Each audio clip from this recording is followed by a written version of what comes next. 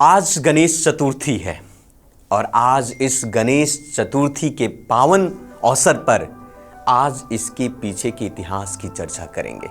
हम जानने की कोशिश करेंगे कि गणेश उत्सव का शुरुआत कहाँ से हुआ और किसके द्वारा किया गया और इसके पीछे का उद्देश्य क्या था। 1857 की क्रांति की विफलता के बाद अंग्रेजी दासता से मुक्ति के लिए संघर्ष का एक दूसरा चरण था। लोकमान्य बाल गंगाधर तिलक इस संघर्ष के जनक थे। राष्ट्रीयता की भावना विकसित करने और समाज को संगठित करने के लिए उन्होंने अनूठे तरीके अपनाए। विघ्न नाशक आराध्य श्री गणेश के पूजन को उन्होंने घरों की चार दीवारी से बाहर निकालकर सार्वजनिक उत्सव के रूप में प्रस्तुत किया। शौर्य और साहस के नायक छत्रपति शिवाजी के उत्सव आयोजित करके उन्होंने युवाओं को संगठित किया और उन्होंने स्वतंत्रता के संघर्ष के लिए प्रेरित किया। तिलक ने यह तब किया जब अंग्रेजी हुकूमत ने सार्वजनिक तौर पर ऐसे कार्यक्रमों के आयोजन पर रोक लगा दी थी। नमस्कार, मैं रोहित कुमार, प्रयास आईएएस के डिजिटल प्लेटफॉर्म पर आपका स्वागत है। आज हम गणेश उत्सव की पूरी कहानी को समझेंगे और जानेंगे। इससे पहले अगर आप नए हैं तो इस चैनल को जरूर सब्सक्राइब करें और इस वीडियो को लाइक जरूर करें। जाहिर तौर पर यह धार्मिक संस्कृति कार्यक्रम थे, लेकिन इसका असली उद्देश्य जनता को ब्रिटिश दासता के विरुद्ध संघर्ष के लिए जागृत और संगठित करना था। अंग्रेजों ने जल्दी ही इस खतरे को पहचाना, दमन चक्र चलाया। तिलक को बार बार जेल यात्राएं करनी पड़ी, लेकिन स्वराज हमारा जन्मसिद्ध अधिकार है। ये प्रेरणात्मक तिलक का जीवन देश के लिए समर्पित था और इसके लिए कोई भी कीमत चुकाने के लिए वो हमेशा तैयार रहे।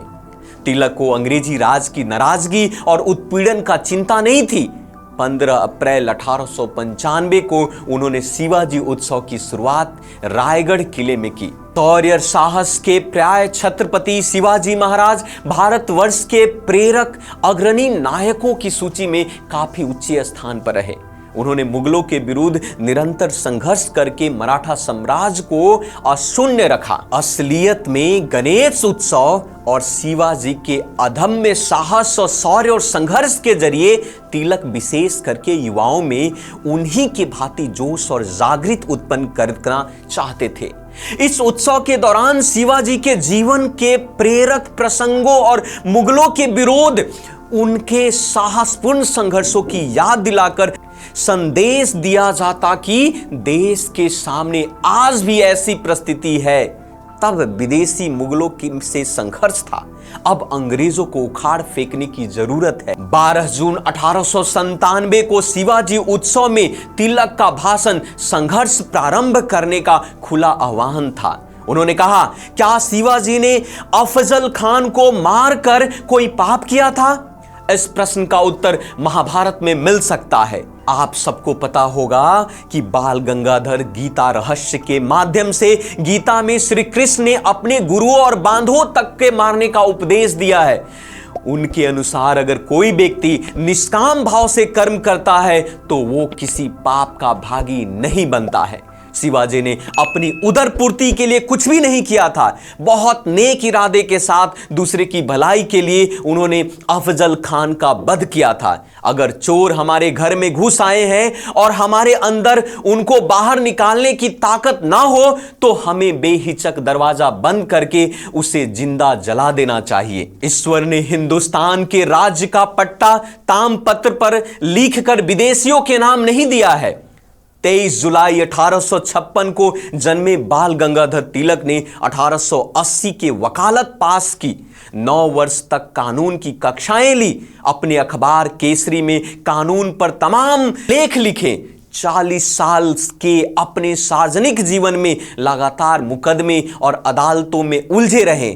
इसमें लंदन की अदालतें भी शामिल थी। 3 बार राजद्रोह के मुकदमे का सामना किया। कानूनी कौशल ऐसा विलक्षण कि जब 1897 में पहली बार राजद्रोह के मामले में सजा के बाद उन्हें जेल भेजा गया तो अगले ही दिन जेल से उन्होंने प्रिवी काउंसिल में की जाने वाली अपील का ड्राफ्ट तैयार कर अपने वकीलों को सुपुर्द कर दिया। यह अपील अदालत में फैसला सुनकर तैयार की गई थी। दिग्गज वकील आश्चर्य में पड़ गए थे। न्यायिक प्रक्रिया का राजनीतिक इस्तेमाल उन जैसा शायद ही कोई नेता कर सकता है। तो ये था हमारा गणेश उत्सव और शिवाजी पर आधारित विशेष कार्यक्रम विशेष। इसी प्रकार के वीडियो के लिए आप प्रयास IAS की YouTube चैनल को सब्सक्राइब करें, बेल आइकन को प्रेस करें ताकि आपको टाइम पर नोटिफिकेशन मिलता रहे। धन्यवाद।